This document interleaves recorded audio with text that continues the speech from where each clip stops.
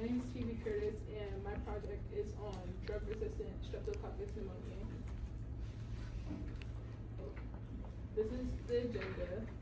I like the agenda. Thank you. So, Streptococcus pneumoniae is a bacteria, and that's drug-resistant, and it causes many concerns because it makes treatment more difficult because it's resisting antibiotics. It causes pneumonia, meningitis, and bloodstream infections. And as I said before, certain strains have become drug resistant to it and complicating treatment. So it makes everything complicated for individuals who receive this drug resistant Streptococcus pneumoniae. For the diagnosis, they diagnose it based off clinical symptoms, labs, and imaging. And common diagnostic methods would be blood tests, sputum cultures, cerebral spinal fluid analysis, and chest x-rays to confirm pneumonia, and PCR assays for rapid detection of the drug-resistant strains. So what is that sputum culture? It's when they get the mucus from the lungs, so they can see if you're sick from respiratory. The sputum in itself, you hear sputum, what does that mean? Yes, sputum? Yeah, mucus cough. You pretty much you cough out or you write it, that's all that is. Yeah. And the CSP, so they doing that CSP, the doctor order, what would be the position of the patient? Upright, 90 degrees. Anybody want to try? Laying on their side. Laying on the side. Now, stand it up. Along with the meningitis, a patient on the side, they will do that lumbar puncture. That's how you lay on the side like this. Is it a sterile procedure? No. Yes. Let's go.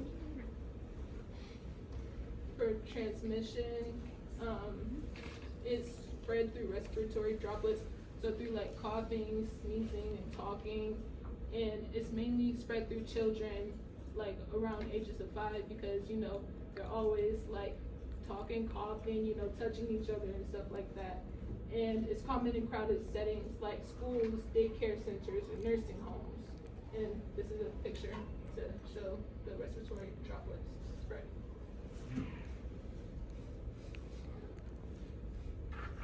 The relative frequency in the U.S. is 150,000 hospitalizations per year, and for the global impact, it will be over 300,000 deaths annually, and it mostly occurs in children under 5 years.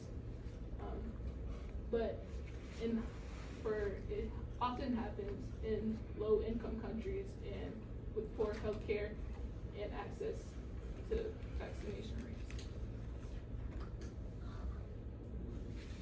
The disease course, infection severity depends on immune response and common symptoms. Pneumonia, bacteremia, meningitis. For pneumonia is fever, cough, chest pain, shortness of breath. Bacteremia, fever, chills, low blood pressure. And meningitis, severe headaches, neck stiffness, confusion, and seizures. So what's that big word, bacteremia? Bacteremia is it's just when you're really, really sick. So what does it mean? Not going into detail sickness one, but what just Bacteria. Bacteria where? It's I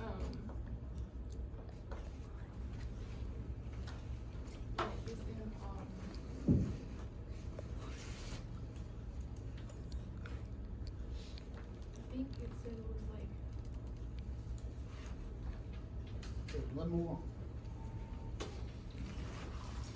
possible complications are respiratory failure, septic shock, hearing loss, and impact of the drug resistance is longer hospital stays and increased mortality rates.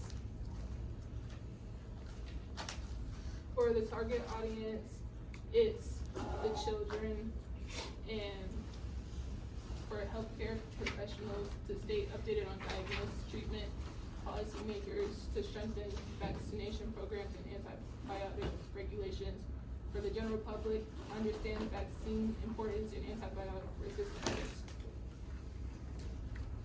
In conclusion, drug-resistant Streptococcus pneumoniae is a major public health threat, and it needs a lot more prevention strategies and needs to raise public awareness, and there's many needs for innovation. These are my references.